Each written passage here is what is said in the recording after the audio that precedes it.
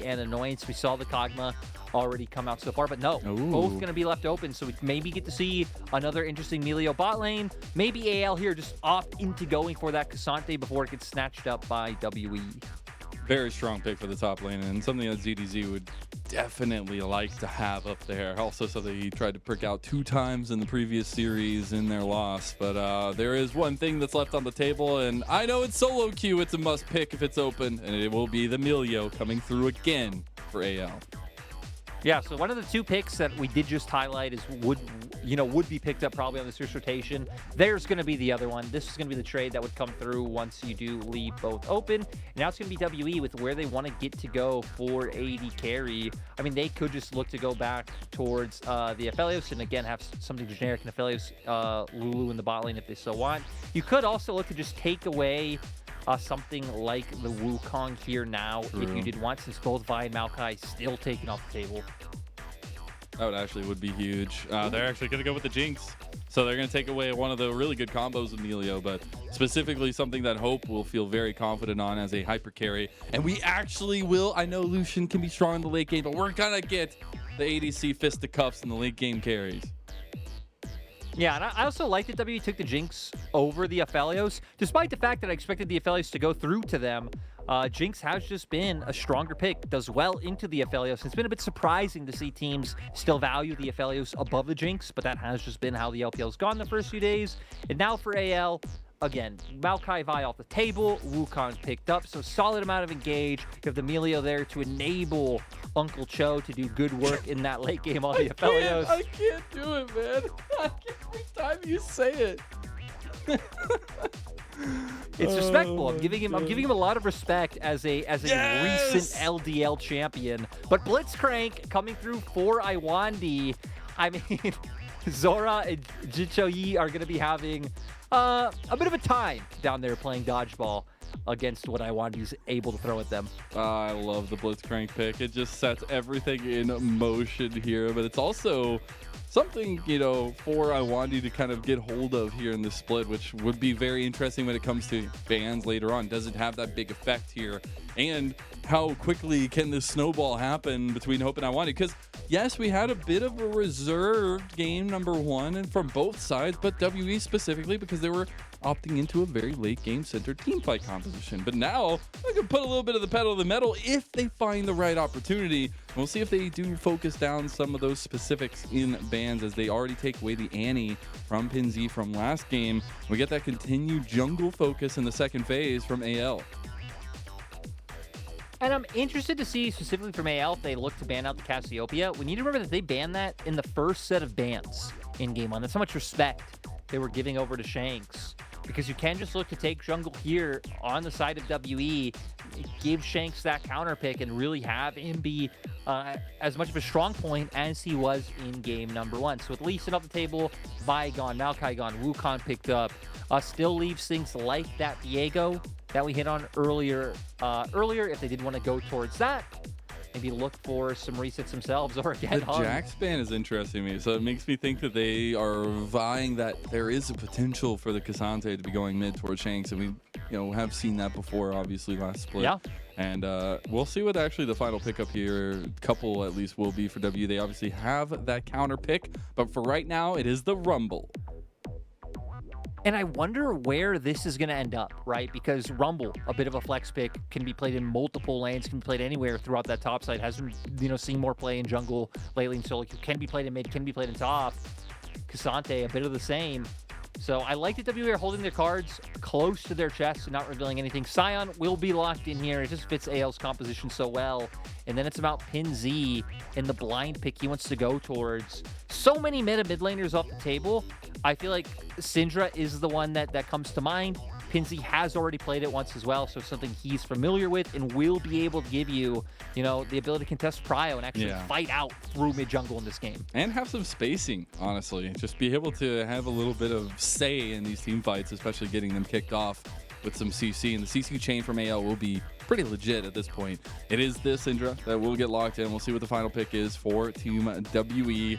How much have they played with the wonkiness that this comp can be? Will we get a Rumble jungle? What will it be? As we do get the Gwen hovered. It was banned out for game number 1.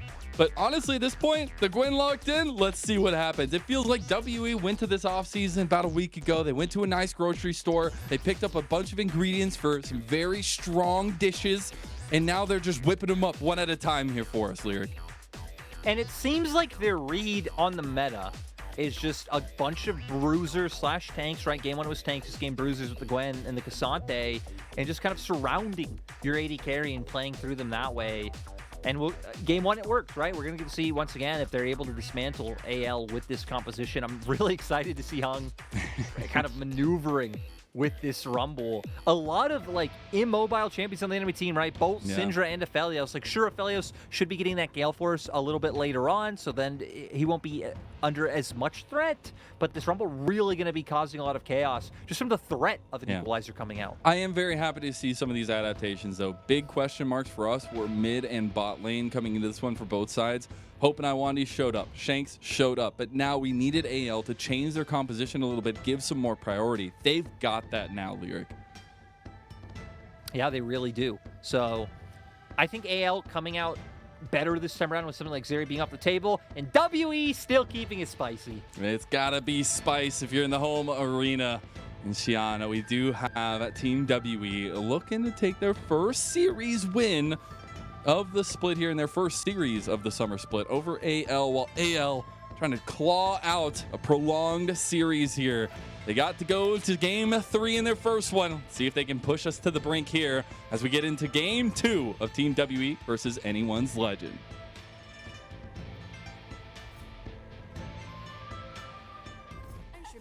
Dance party, dance party, dance party. I like the axe better. I don't know. I'm taking a side. I'm taking ZDZ's side. Yeah, you know, had one of them locked in the Jax, I'd be on the Jax's side no matter what, just because I love watching the fishing mini game. But considering there is no Jax, I don't have a horse in this race. Gotta be honest. You heard that, folks. Lyric doesn't have a horse. Pity him. All right, pity him. Ooh, and we see pinz going for the new start. You know, the crystal with refillable pot definitely has futures market in there with the reduced price of Lost Chapter. You just end up getting that one super early. It's going to be interesting to keep an eye on again, more, I guess, invigorated mid lane if they can get Xiaohao to focus there. But we have said in the past, you know, AL, at least the past one series, found a lot of success trying to build and trying to play around bot lane. Now, game 1, both teams took it easy. 2 full clears from both junglers before we even got a little bit of action. It wasn't multi-kills till we got to the 18 minutes in the game. So I'm wondering how much of a similar start we will get. It feels like WE could play it a little bit more lax if they wanted to. The one thing I will say for AL this time around in this game is at least they have things like, you know, Aphelios with the campfire coming out from Zorah later on, extend that range to be able to play around. You have some peel coming out. You have big tanky members. You have a scout of the week. So I think they do have a lot more options as the game progresses, and still have a similar amount of options early in the game when you have Syndra Wukong and the amount of presence that really can bring early on into the game. We'll see how much presence we can get. I love seeing Melio in the game. It just feels so warm and cozy, but I'm excited to see Zorah pilot that specifically with the new blood in zhiqiuyi, not Uncle Cho. But it is going to be interesting. Again, no. It's actually just a huge compliment. I mean, it is, but I like to say his name because I'm getting better at it. I hope. Probably not. We will see Cube, though, taking a very heavy train to ZDZ, and there was some fear over this Quinn in game number 1 by AL. They will have to maybe bear the brunt of their nightmares here in game 2.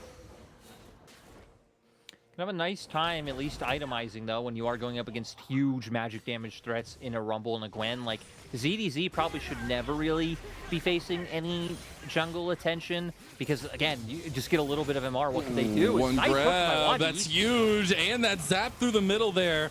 About less than 200 health. Some healing will come through. Obviously, you got a little bit of healer in the Melio still down here. Get the full back actually completed. Oh, that connected as well. That was so, God, this oppression bot lane. They will have to get it back. It's going to be really awkward. Yeah, I mean, now keeping up prio on bot side, winning out through the trades with this Blitzcrank. Look at the minimap. Shanks has been maintaining presence in mid because anytime you know, he gets that Q stacked up and has the threat of the knockback. pinz has to back off, and now Zorah. Ooh, he might be in for some punishment. All right, Zorah, what can you do on the Melio? You got the ultra mega fire kick, but will it be enough here? He's trying to heal up, does burn that flash. Who's tanking it now? It will be Heng. He takes an extra shot. He goes down. It's traded. Yeah, it does end up going down. Not really like gaining too much off it. It's not like you're denying an 80 carry, right? Had that been like Uncle Cho in that situation and he goes down, it's just end up being a 1-for-1. At least gets a kill on himself, which, you know, he's a Rumble. He needs gold to be this big carry later on in the game. So I think for Heng, you're going to take that, even if you would have preferred executing slightly differently. Pretty aggressive game plan from WE there as well. Obviously, Heng going for that early chicken invade there and then wrapping back around down towards bottom lane to try to get a dive. And obviously, got a kill, got first blood at least for Heng. Get back on the map, see what this Rumble can do. But presence and pressure can be there for AL as they do get a lot more vision down towards that bottom side as well. Yeah, more vision. Top side as well, having some nice wards there. I'm interested to see what the back is for pinz, because again, one of the things about going refillable, going the mana crystal, and taking futures market. Oh, yep, you're right. Oh my gosh. You know, you go to the well once, it delivers some water. You want to go back because you're a little thirsty. As Lwandy looking for a hook. They got Heng around the corner. Here he goes. He's stepping forward. Let's get that knockback. Tries to flash for it. Can't find it. The Graviton connects. Get a little bit more damage down onto Heng. A nice dissuasion of the invade and gank, at least from AL's position. Look, I won't spoil it, but unless it's the well in Baldur's Gate 3 in the Goblin Village, you don't want to go in that well, anyone. You go to that well once, and it's enough. It's enough. You don't ever want to go back. Oh, that's a scary well. It's a scary well. That's a throwback, That's the too. free Baldur's Gate tip for you out there. Is gotcha. No spoilers. WE doing a nice job of playing around the pressure they've had in box. Look at the minimap right now. Lwandy making his way up already. They were sitting in Tri-Brush. We obviously saw Shanks hovering around. Heng has just not stopped. He literally has just not stopped. And he's next to the heat up. He could go for it. Oh, he doesn't have the flash anymore because he burned it on that gank, though. But man. Mazel, this is exactly what we were talking about last split. Heng live game was like enemy jungle's face, trying to dominate them. It all looks great. They're able to snowball. So I'm glad we're getting to see this version of Heng once again. Even gonna end up stealing away the Krugs. I actually never saw if we actually had a stat for when the last time Rumble Jungle was played, but you know, that'd be funny if he's like 2 champions that haven't been played in thousands of days. He's just like, bring it. But for me, it's the execution. Again, that's a big question we had coming today, mostly for AL. We were just kind of wondering what version of WE we get. But it's the fact that they're picking these comps and they're executing so beautifully on the game plans already set. Yeah, they have a solid foundation already built with the fact that they've kept most of their team together. They have strong laners. We can see in bot what they've been able to do. Cube also does have a favorable matchup in top side, but also winning out. You know the presence he brings. And Shanks on a Cassante, which very much is like a neutralizing force into a lot of mid lane matchups. Still not really falling behind in terms of NECS. Gets back in time, should be able to equalize out on what he's missed. And yeah, WE so far, they're just chilling. There is one factor that I was really hoping to see an uptick of on AL's side for this game number 2, and that was presence from Xiaohao in the bottom side. We have not seen that just yet. We've seen a lot of pressure from Heng on the bottom side of the map, kind of pushing Xiaohao out of that direction. I do wonder, when do they find a little bit of love and care down here? And when does Lwandy connect that hit? As he does, Emilio is healing up here, no, and now you got a little bit of a step forward for zhiqiuyi, and he's looking for hope as well. He's on the affiliates, he gets the last chakram, and he picks up a kill. Maybe Lwandy quickly following him as well, but he doesn't. And that healing coming to life as the fire roars from anyone's legend. I was going to say, getting to see, right, the range coming out, the healing coming out. Zorah even having heal, able to utilize that one. Where W don't have it, Shanks. That's a flash from Shanks. That's scout of the week and be a little bit after. I think this is a good example of, I was going to pivot off you saying, even playing towards the mid a little bit. Sure, you're probably not going to kill Shanks, but I feel like a lot of teams kind of undervalue pressure ganks, or like, you know, even just like hovering around a lane, someone oversteps, just trying to get that flash, because now it means Shanks will have to play more respectfully, and it potentially opens up for pinz to push out for you to get vision control towards bot side, and then enable Uncle Cho and Zorah to carry. Lwandy was trying to make a trip down towards mid lane. I love to see kind of that movement from the Blitzcrank. It needs to be a pivotal point as a little bit of damage done to the turret from Cube up here. We finally get to see what's happening in this top lane. Not much has changed. They're growing a little taller. Maybe have a little bit more gold in their pockets. And then we'll go back there later on in the game. We're actually going to take back a look, though, at this original catch-out that ended up in AL's favor. Yeah, I mean, they get everything they want, but again, the campfire comes out. You can see him healing up, even throwing out the heal, so zhiqiuyi can even keep running down Hope in this bot side. And that's cool from the little top. crescendo, and then bam, just ends up getting it. I wish I would have paid more attention to what components both AD carries were sitting on going into that, because again, Hope even still having the CS lead. Again, we did get to see the benefit of a lot of like the sustain that Emilio brings in that 2v2, and again, starting off with that bonus range and having the heal doesn't hurt either. Be able to make sure they get it. Sadly, just not having enough damage to burst out Zorah just yet off of that hook.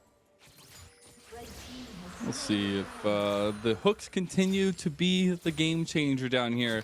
Xiaohao has finally made it. The Eagle has landed. We have some presence in bot lane from AL. Yeah, Xiaohao finally going to look for something. That'd Probably be a sneak- hoping that Zorah gets hooked, because you can look where he is right now. Playing so far forward, like, Lwandy knows something's up. Not just going to give himself up to be given over. We'll just play respectfully, but look at the minimap. Heng's not too far away. If they did want to try to bait something and start 3v3, Equalizer's up. See mid lane, a little bit of a 1v1 going through there. Scat of the week actually so huge in this matchup against the Cassante. Shanks still obviously doing his own due diligence in mid lane, still playing pretty effectively there, but we'll see a little bit of a change in pressure and a little bit of change in presence towards this bottom side, as now I'm looking back at resets. We have movement from Xiaohao towards this top side, but Heng is running straight down this lane towards bot lane. Yeah, finishes his gromp, recalls, gets the rocket belt, and now it looks like wanting to drop the Herald to get some more gold on the Hope, which is going to be the right choice. But AL, I was going to say with the proper read because I thought they both recalled, but Uncle Cho, you don't want to be here, my dude. An Equalizer can just come out of nowhere. Don't. Oh, he gets grabbed, and there's that Equalizer. A kill to Hope. Yep, WE. Heng feeling good about that. Lwandy with the great hook. Hope as well, able to finish it off. And now pushing this one in. They should be able to get a second charge from this Herald 2 potentially if Heng and Lwandy keep aggressively going forward. Looks like not. They're just going to opt to get the reset, as Storm Razor probably is available for Hope at this point. We'll have to see what goodies he gets, and it will be that Storm Razor. The classic start now, it feels like. And it feels like we're back to a couple years ago when you literally just grab Storm Razor on everybody. Yeah. I remember there was like 4 on one side. You're like, cool, this is how it goes. Like, coming into the split, just because there'd been so much hype around Ghost Blade, I'm like, all right, we're going to see Ghost Blades. And I knew Storm Razor was quite hyped as well, and it was something you were seeing in every game in solo queue, but it definitely has been the prevalent item here so far. Ooh, nice move from Lwandy. I don't know if he can do anything. Oh, actually, Don't doubt ZDZ burned the flash. I thought ZDZ would be able to tank that up. I guess he's a little bit scared of that Storm Razor spike there. But you definitely want to be a little careful when WE are pouncing. Also, you just, like, he doesn't really have an idea if other people are waiting in the wings behind. You look at where his team was on the mini-map. Xiaohao still coming out from base. Uncle Cho was still pathing towards mid. Just not a whole lot of backup there had anything gone a little bit dicey. Well, Uncle Cho will be up in the top side now, and he might not want to be there. As the big connection comes through, the Equalizer goes in as well. The Moonlight Vigil, though, from a distance will pick him up a kill. He's still burning those. So gotta be a little bit careful. He got fire on both sides, but AL come away clean. Zorah having to use the ultimate there and the campfire to make sure that zhiqiuyi doesn't go down. Does finally get the Gale Force, though, so having a bit more mobility to play with, also upgrading those tier 2 boots will be quite nice when you're needing to get that to be able to more easily dodge out on these hooks, because Lwandy has seriously been a man possessed. Seeing this game, if you were asked, hey, what was his one trick in solo queue, you would have never guessed Janna. Blitzcrank definitely would be the first thing to come to mind. That's how well he's been at getting those to connect. Yeah, it's been actually pretty intense. I will also say what else is intense is that we have the Super Mega Death Rocket on one side, and we also have the Ultra Mega Fire Kick on the other side. Imagine having to say those two abilities really fast. It'd be hilarious. That's probably something I'm going to have to do at some point. Ultra Mega Fire Kick? The Ultra Mega Fire Kick. You know, the Q from Melio. Wait, is that really the name? That's literally the name, my friend. I just love that people are like, let's add adjectives. Ultra Mega Fire Kick. It's just the little bouncing bubble that goes forward and knocks them out.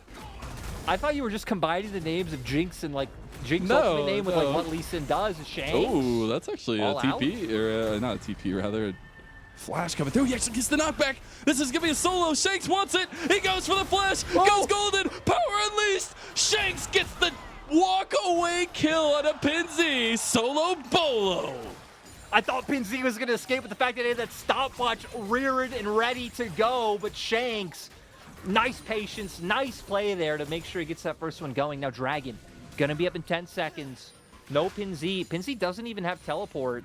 Shanks does, so he could join in at any time if AL did opt into contesting. Looks like AL know the situation they're in, with Cube pushing out that bot wave, with them having numbers advantage. AL are just going to actually make their way up towards his top side and try and get their hands on a Rift Herald.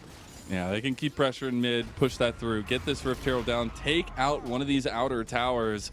They're actually going to bring ZDZ back towards this top side of the map, and they just need to find a little bit of pressure on the map while WE will take that Dragon. Trying to get a steal was hope, but a little bit early on that one. And just those objectives traded either side. We need to remember, though, for the side of WE, we still haven't seen one of their, potential raid bosses damage, which is that Gwen, but we're going to go into the ProView replay. ProView. Yeah, come straight in with the W, get a bit of CC down, follows up with the ultimate, and sadly, now no scout of the week for the Syndra, still waiting on that cooldown to come up, and doesn't manage to stop him. Flash through. You would think with the lowered resistances and stuff from being in his ult form that might be enough to take him down, but sadly, just sitting on that extra 100 HP, can wait out the stasis and find the kill. I just love pinz hoping on a wish and a prayer there. He's like, I'm going to hit my power unleash, and I better get that math right. I'm going to go golden, because if not, I'm going to die after. We got the equalizer in mid lane. Will not actually hit as many of the minions as maybe you wanted to. The Rift Herald actually won't finish off the tower either. Great defense from WE, while they take a second tower of the game in top side. Really are just doing a nice job of controlling the map so far. Remember that first kill was even off of him having an Iceborne Gauntlet, which, remember, doesn't offer any magic resist, is just health armor, ability haste, so still having a fine time up against pinz just off of those Merc Treads. Merc Treads doing work. You never thought shoes could do it for you, and here you are. We also got the Gale Force finally completed. It's really coming online for a majority of members on AL side, but that Gale Force specifically maybe gives you a little bit more time to kill for zhiqiuyi, and I'm really looking for this continued pressure from WE. Don't rest on your laurels here, because I will say AL have a lot more options available to them in this game too. Yeah, they have, again, they have more to contend with, but WE also off to a bit of a better gold lead this time around. Also, I have a question for you. Yes. So you know how much we're struggling with zhiqiuyi picking this name and coming into the league? Picking his name. There's a Chinese Valorant player who's going to go to the upcoming Masters tournament who picked his name just to piss off casters. Nice. His name is HFMIZ. Oh, well, wait. no time for that, because we got the equalizer and the grab in. Hope picks up another kill, and it's right onto pinz. You know, it seemed like AL had an idea they were there, which is why I kept going. But still getting picked off, and WE having a lot of threat. They can keep trying to run this down. Lwandy feels like a solo queue blitzcrank right now. It's just those players like, I don't know how he's touching these rocket grabs, but they're happening. It's also one of the reasons why Blitzcrank is such a flippy champion, right? Because Blitzcrank is kind of a win condition for a team onto himself, where if a Hulk hits out of nowhere, even if you're significantly behind, it hits on the right person, bam, you are back in the game. We're going to see here, though, just a great equalizer layered out onto all three members. Gets the stun right into the hook. pinz having nowhere to go. And again, with how far back AL were playing before that, it seemed like they had an idea of, hey, we're not really seeing anyone on side lanes. WE are probably waiting around mid looking for this pick opportunity, but still end up falling for it. Yeah, it does go the way of WE for the moment, at least. And I'm really wanting to see continued pressure here. They're obviously trying very hard to break down this mid lane just to get some semblance of map pressure. They will get the TP in, and they finally do get the turret. So at least they're able to get something in the mid lane. They do have to answer to these side lanes and figure out how their next steps come, because WE one dragon away from Soul Point. I mean, they're one dragon, you know, away from Soul Point. They're sitting, what, about 5K gold up, hitting those power spikes. They have the Jinx. They have some nice front line coming out from that Cassante, who's now also ended up picking up the Abyssal Mask.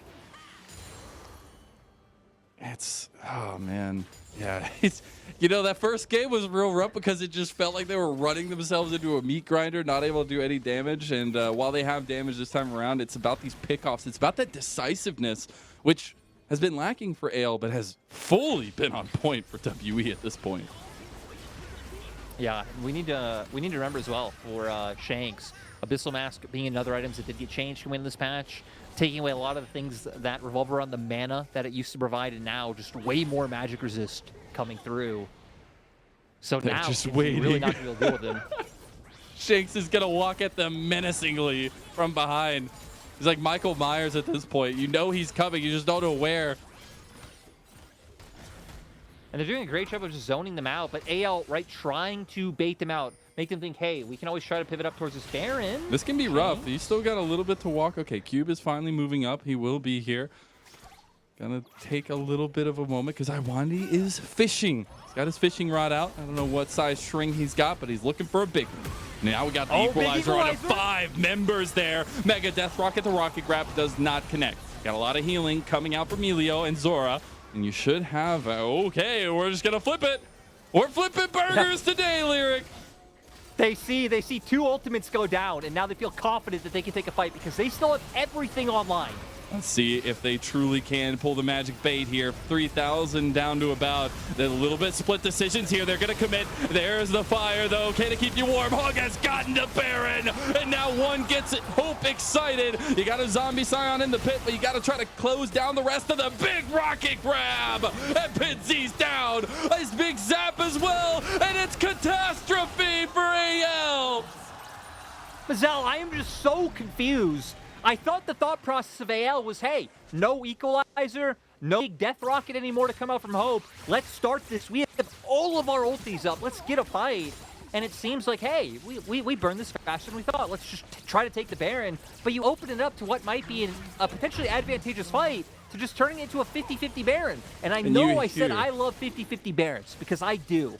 But I also like fights more. And that fight turning probably a better idea for AL, but we'll see how it all starts here. Great equalizer to try to cut them off. Sadly for WE, you don't have a whole lot of engage outside of that blitz hook, which allows for AL to go, hey, let's turn onto this Baron. They do it quite fast, but again, I think maybe trying to turn, try to get the fight would be a bit better, but Heng goes in.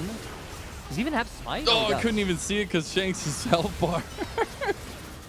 Oh my goodness, that was such tight margins there. And honestly, I was surprised that he was able to even get in the pit in the last place. But as soon as one goes down in a pit like that and Hope is on fire, it ain't going one way but south.